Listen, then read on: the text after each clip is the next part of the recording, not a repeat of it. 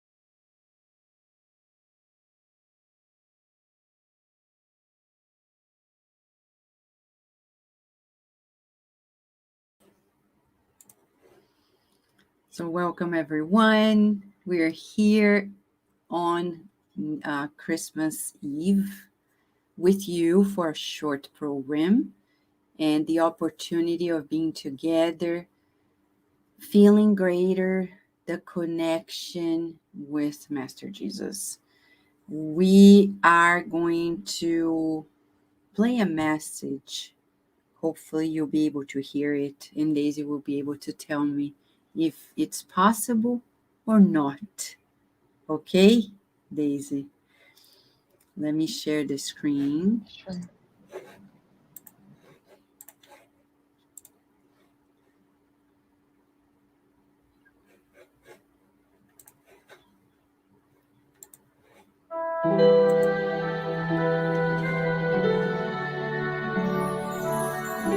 Christmas prayer.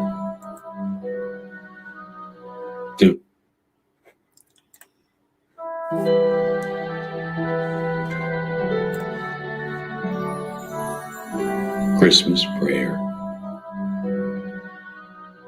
Divine King in the humble hay, why did you make yourself a child before humankind, when you could have blinded them with the greatness of your kingdom?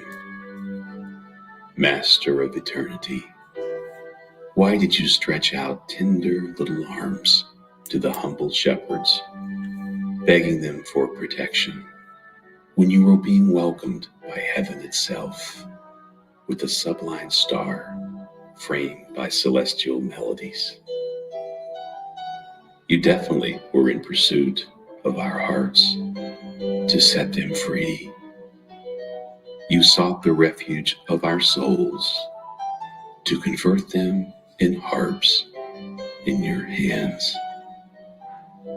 You preferred to beg for security and care, so that in loving you in some way in the forgotten cradle, we would learn to love one another. You made yourself small so that the shadow of pride would be dissipated around our footsteps. And you asked for compassion because you did not seek us as ornaments of your victorious car, as vassals of your glory, but as friends who spontaneously embraced your cause, and as pupils of your blessings. And thus you modified the course of the nations You placed dignified work where slavery generated misery. You cast the light of forgiveness where the night of hate maintained the empire of crime, and you taught us to serve and to die so that life could be more beautiful. And because of that, kneeling in spirit, remembering your humble cradle, we offer our hearts to you. Free them, Master, from the jail of our chest, rusted by our selfishness, and make them cry with joy at the sight of your light. Lead us even more to the treasures of humility, so that power without love does not corrupt our intelligence, and allow us to sing the music of the shepherds when they repeated in a jubilous cry the message of the angels: glory to God in heaven, peace on earth, and goodwill towards all humankind.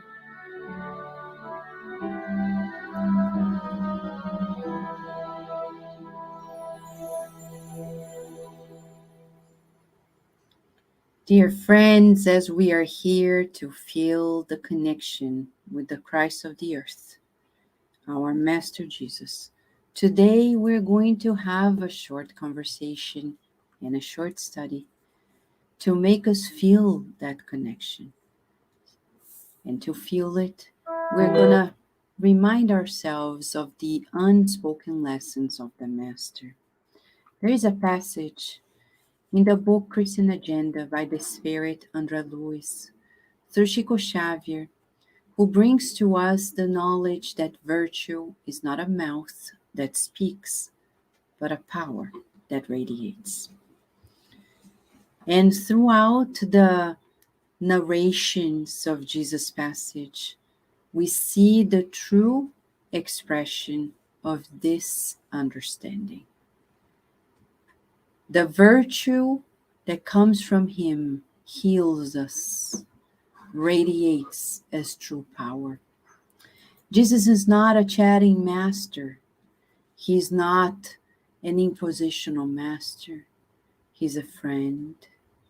As you see tomorrow in our Christmas special at 6 p.m. at Kardec Radio, several of us remembering and studying about his features as our friend, the divine medium, the doctor of all souls, the educator, the therapist, the physician. And he brings to us companionship for immortality. He not only brings to us the proposal for our advancement, but he also brings consolation and new hope. How does he do it? By being coherent.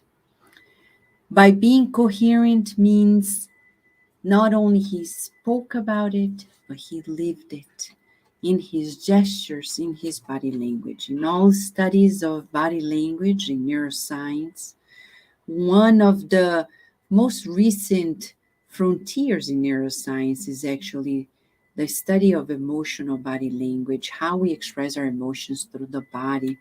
The first one to do it was Darwin. And nowadays we see it through the internet.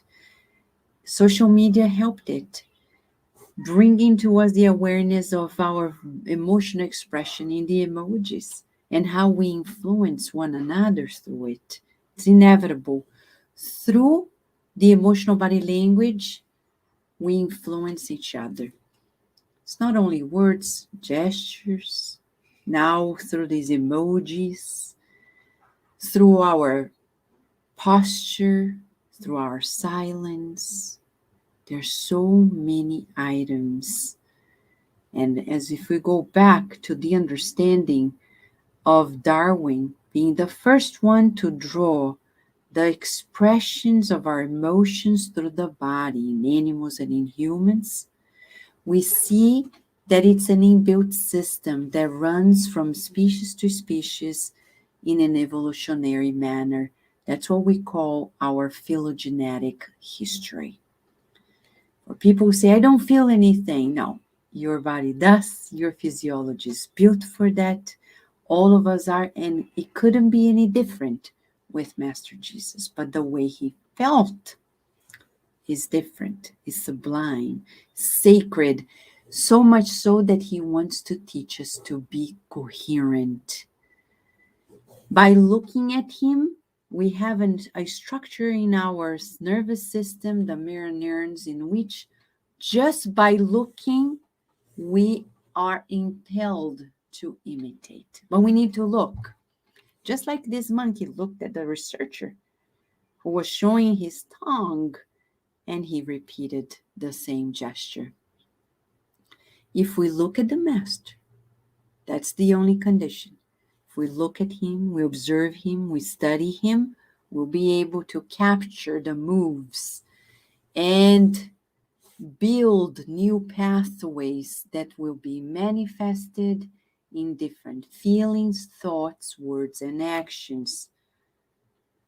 Nowadays, science knows that most of our emotions are expressed, communicated without words. Only 7% of our emotions are communicated through words. No wonder we misunderstand one another all the time, because we're not practicing this full awareness, which should be educated, emotional education. In these nonverbal lessons of Jesus, we're going to see that he teaches us the message of love through his facial expressions, his embrace, his silence, his smile, his tone of voice, his posture. And by doing so, we'll be invited to come along, to be in that school of emotion with Jesus, when the emotions become feelings because they are reasoned, they are conscious, and from there on, we are becoming more virtuous. We're going to stop here so Deise and I can talk a little bit about these different aspects, right, Deise? That's right, Vanessa. We have so much to learn with Master Jesus.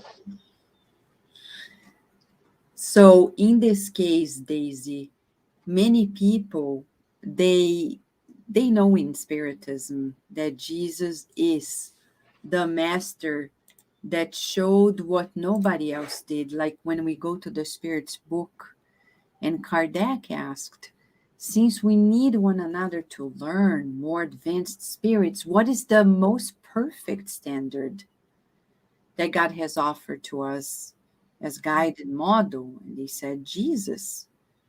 But we learned that he's a coherent master.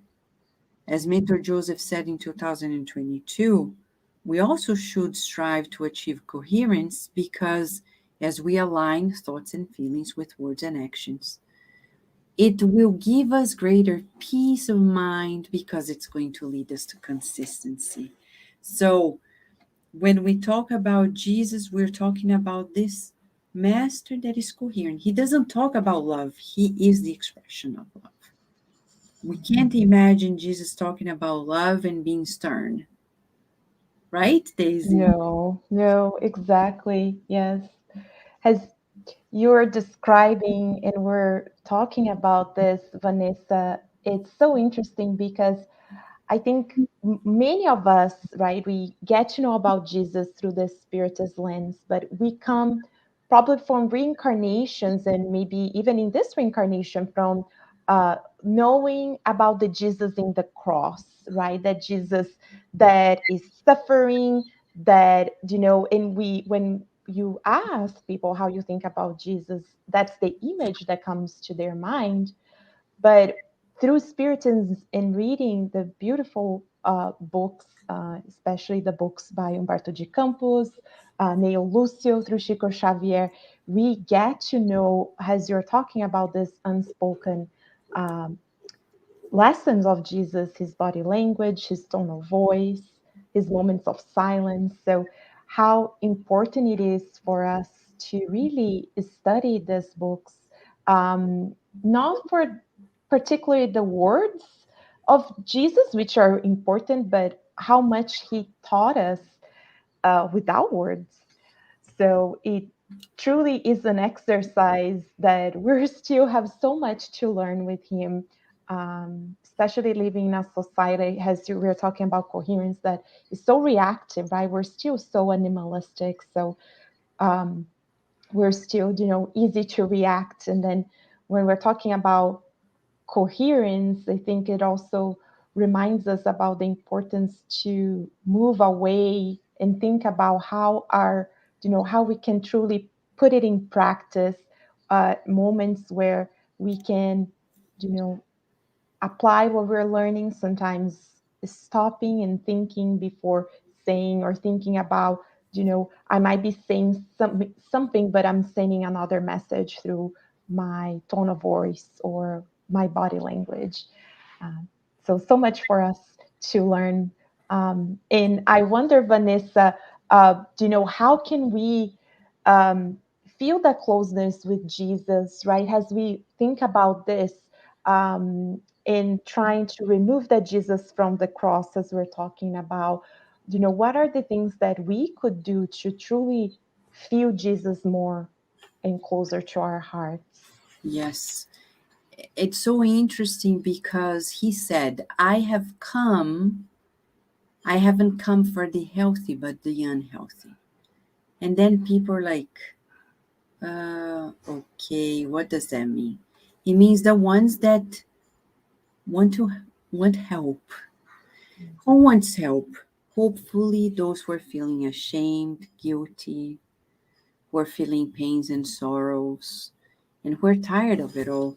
They want to leave those torments of the soul and the morbidity of living with them, because many of us live with all of these torments, but we're still fine. We still think we're fine. But there is a day in which we say, I'm tired of this. I'm tired of being jealous. I'm tired of being proud. I'm egotistic. I'm tired of being cherishing so much vanity inside of me. I'm tired of feeling ashamed.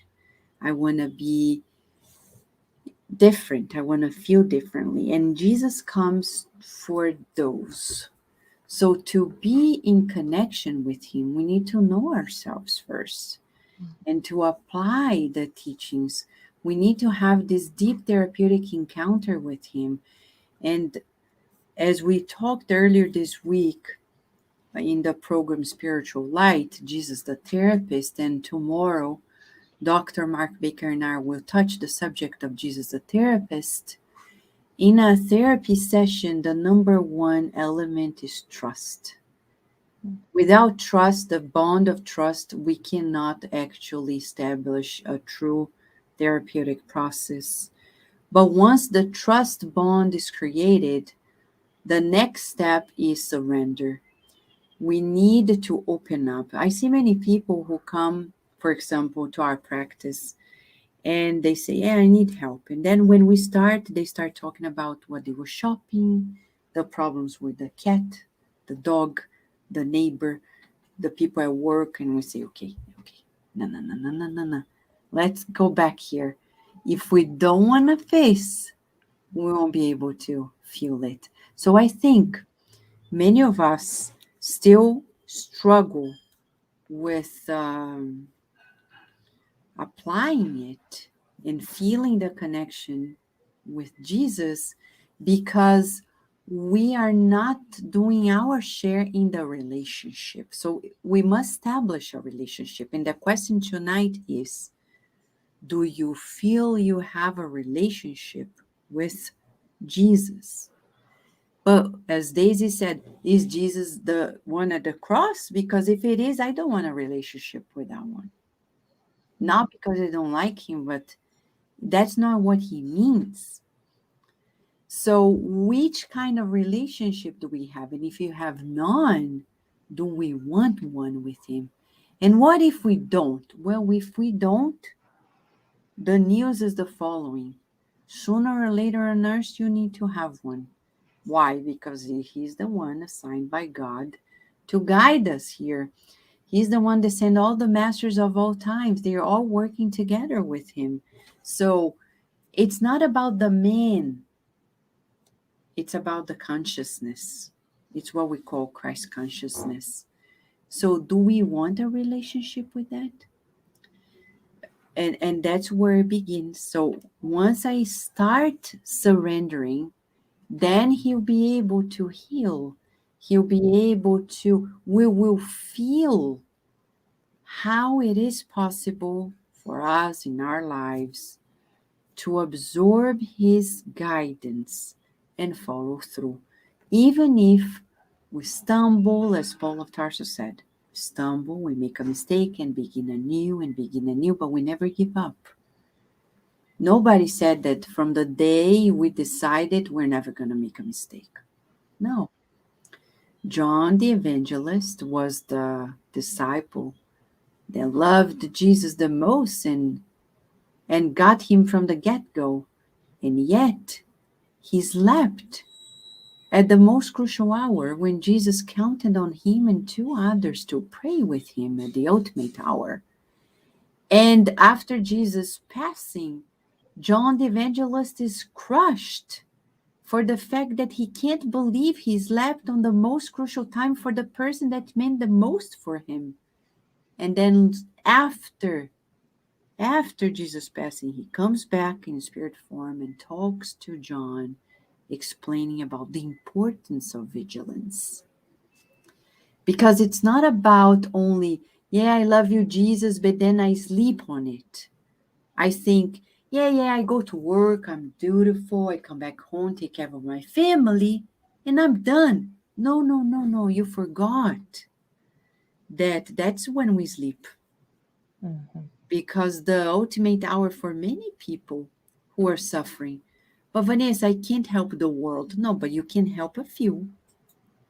If you plan, the other day somebody said this to me, Deise, when we said that we're doing this service for the homeless, the nursing home. This person told me, in another country, oh, I wish I had a group like that. I said, the group doesn't happen just like that. If you want, you can form a group, but it starts with you. Mm-hmm. You can't wait for people to form a group and call you up and say everything is ready, come. Mm-hmm. No. You need to be ready to go. That's what Jesus said. You need to sacrifice your own personal interest and your personal comfort. That's what his message is all about. And then practice this constant togetherness that involves understanding, forgiveness, and patience and tolerance and 10,000 things that we're learning, so we can, as a group, achieve a common goal, which is love in action.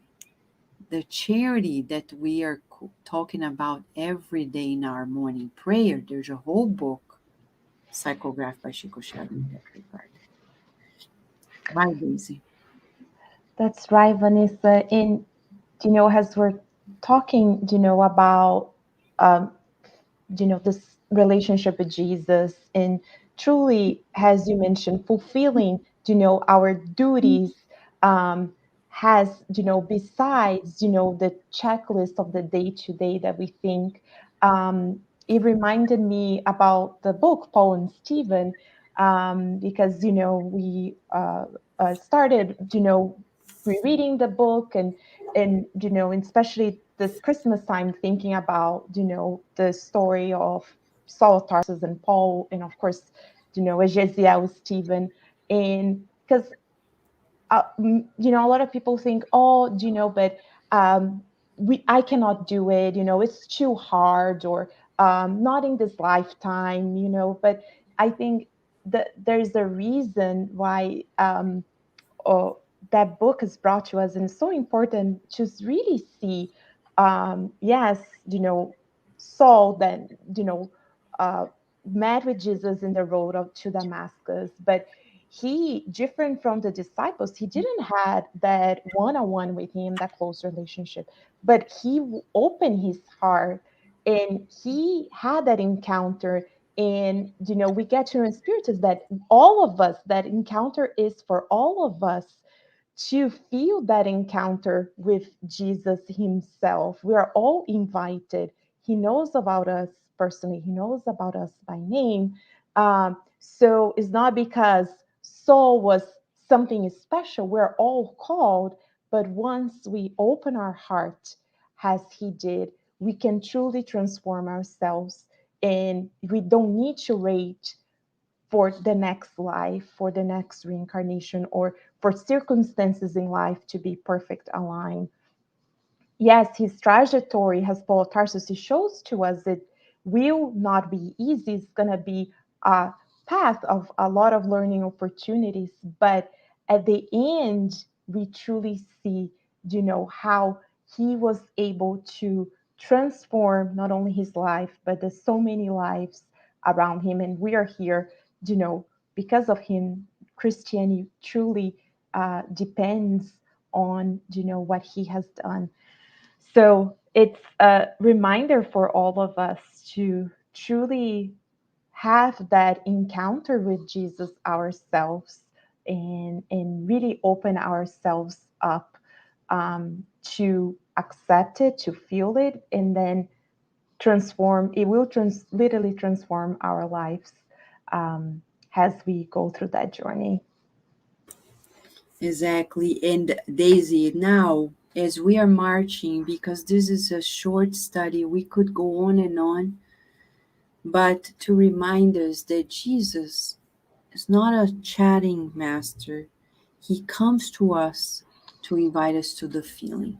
So I'd like to go through these steps now, showing everyone a few images.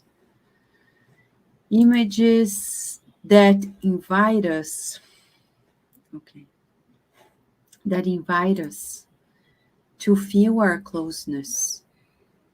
As we talk about the development of coherence inside of us, let us feel how close he is. He validates our feelings. He understands what we feel. He knows our needs. And beyond words, he brings solution. He brings renewal to our mental field, saturated by sadness, sorrows, guilt, hatred, resentment, grudges of all sorts. He comes and kindly invites us to this healing from our very impurities. When we made ourselves tired and old despite our physical age, because we see nowadays children and teens that are full of 10,000 things in their minds, feeling older than people who are 90 years old or 100, because they were exposed to junk food, spiritually speaking, emotionally speaking. He comes to us and gives us a hint and tell us, he invites us to be with him, not to glorify him, but to feel the greatness of being co-creator with God as he already is. He says, come, raise yourself up. Yes, you have made choices that were not right, but now it is the time for a new beginning without words. He just says, come. And when we still insist in being encapsulated in our sorrows, in our guilt, he comes and says, it's valid, for now you have awareness, but you need to stand up tall and begin anew. And a reincarnation is one of the ways we're given that opportunity. We don't remember the past, which is a blessing. But now we need to renew ourselves. And to renew ourselves, we need to open ourselves to learn the new. People want to renew themselves, but they don't want to let go. As Wayne Dyer used to say, when I let go, I let God inside of me. Let go to let God. Let go to let God. Let go. No concerns, no worries. Jesus was never tense and stressed and worried and preoccupied. He was always mindful. He's saying, live in the present. He was never in between, caught up in between, multitasking. We've never heard of Jesus multitasking. Even when he was multiplying the fish and the bread, he was focused. He was calm. When the disciples were fishing and he was sleeping in the boat, the storm came up and he was still sleeping. And they were screaming out loud. And then what did he say when he was awake? You don't have any faith. So are we supposed to be in despair? No. No matter the outcome, never despair. It's even a message by André Luiz through Chico Xavier. Never despair. Despair can be very troublesome. We only despair when we have no faith. It's a practice in little things that we tell the parents. Teach your children from the get-go, the crib, when they are little babies. Calming them when they are hungry. Disciplining them when they need something. Little ones, and little by little, practicing this understanding, this patience, this tolerance. It's okay to wait. It's okay. And when we feel one of the most difficult feelings, shame, you will see on New Year's, on Christmas Day and New Year's Day, Dr. Mark Baker and I talk a little bit about shame. He has a book on shame that talks about, as a therapist, how hard it is, like this woman, as you're seeing, being judged by everyone, being persecuted, being discriminated against, being punished. And here comes Christ. Where is he? Side by side. He's giving his shoulder. He's giving a new direction, always renewing our mental field, saying, don't feel yourself as a victim, because when we feel ourselves as victims, we become weak. Only when I take charge of the things and the happenings in my life, I feel truly empowered to go on, to change, to transform, and say, yes, what have I done to attract this? If not in this life, in a previous life. Understanding the pains and how we attract the suffering, we can change the way we feel about the status of the moment, and at the same time, raise ourselves once again, look to heavens, symbolic speaking, and feel the grace of God in our lives, counting the blessings. Almost feel like singing here, Deise. Singing the song, Count the Blessings. Yes, right? In the movie White Christmas, Gene Kelly and I forgot the actress, famous actress, talking about count the blessings instead of sheep during the night. And that shall be also during the day, counting the blessings. Right, Deise? Yes, Vanessa, we have so much to be grateful for. And I think this time of the year, where it truly makes us reflect as we, are even closer, feels the spirit of Christmas and Jesus even closer to us, how much we have received. We have a very, very long list, and one of those is the blessing of Spiritism, and to get to know about this Jesus, the Jesus that is side by side, has in this beautiful picture with us. He takes our hand. He, call us by our name. He's there. He gave us his shoulder for us to cry on, and it truly transforms our lives. So we're so grateful to get to know about this Jesus. And it reminds me about a message on the book Living Spring, called, Real Humanity, where they talk about Jesus not as this angelic being that is, in a pedestal that is so hard to achieve, reminding all of us how he is the example, of course, our guiding model, what is to be a true human on earth. And he said that himself, you can do what I'm doing and much more. So once we do that, we truly see, has he treated us as brothers and sisters. He's there taking the lead, guiding us, but not that guide that is far away, pointing fingers and criticizing, has a guide that really comes, take our hand and say, here, let us walk through this together.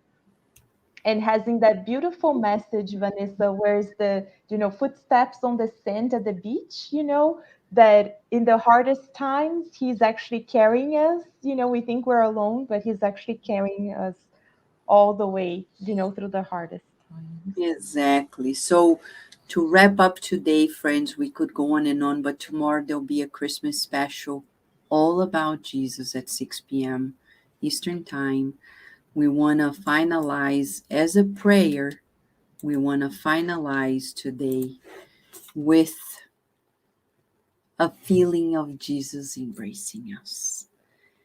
Let us feel, you may close your eyes. This will be our fastest prayerful moment as we hear Greg Stewart in a message by the Spirit, Maria Dolores, Christmas wishes to us. May these be our Christmas wishes, friends.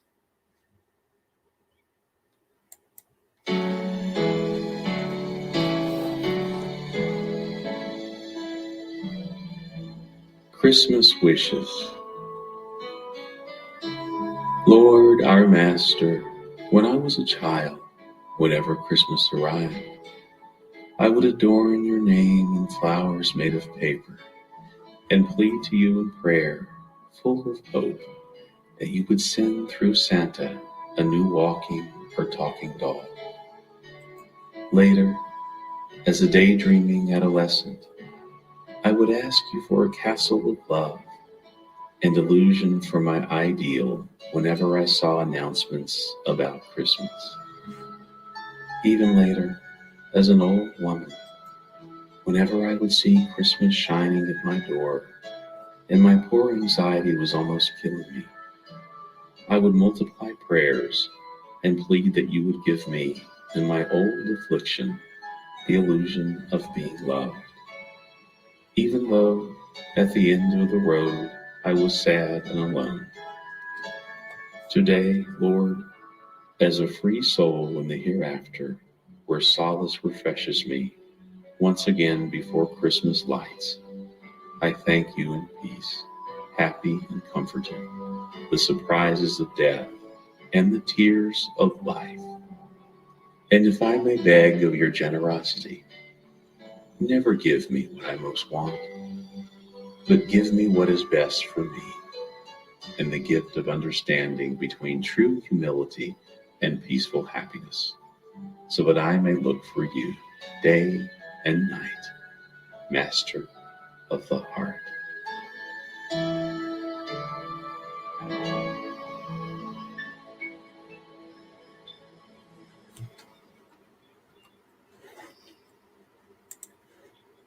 All right.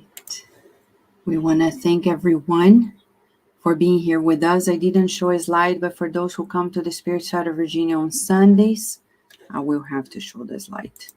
I have to remind everyone who come that will be online during these days, but will not be presential on Sundays on the day, on the 26th and January 2nd. We will have other days here live, but not on that day. Meanwhile, if you need anything, feel free to write to us, write an email or send us a text. We have the WhatsApp of the community as well, so we can reach out to you if you need anything. Remember, prayers are always the way to connect with God, with Jesus. And when we get sick, prayer is for sure the most important pathway for us in the recovery road. For now, we wish you a lovely Christmas, thinking of those who suffer more than we do. Then we'll be with Jesus. Thank you, friends.